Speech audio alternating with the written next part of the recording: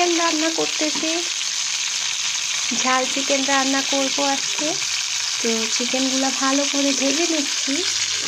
তো আমি চিকেন রান্না করার আগে চিকেনগুলো ভালো করে ভেজে নেই, হালকা হলুদ আর লবণ দিয়ে চিকেনগুলো আমি ভেজে তারপর কষিয়ে সুন্দর করে রান্না করি।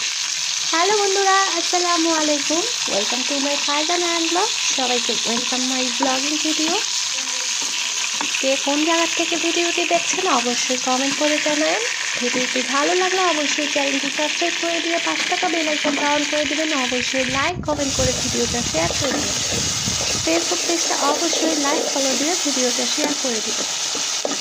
তো সব ধরনের মশলা দিয়ে পেঁয়াজটাকে ভালো করে কষিয়ে নিব। তারপর এই ভাজা চিকেন দিয়ে দিব।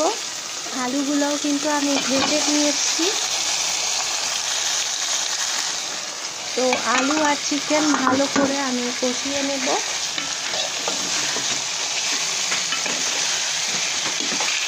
এভাবে চিকেন রান্না করলে খুবই মজা লাগে, খুব টেস্ট লাগে।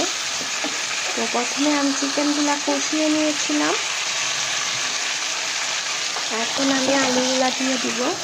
তারপর আর একটু কষিয়ে তারপর গরম পানির ঝোল অ্যাড করে দিব।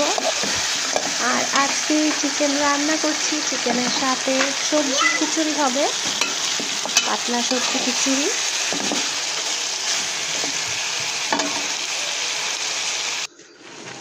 তো সব ধরনের সবজি এখানে কেটে নিয়েছি, মিষ্টি কুমড়া, গাজর, পটল, বেগুন, আলু, সব ধরনের সবজি আছে এখানে, টমেটো আছে।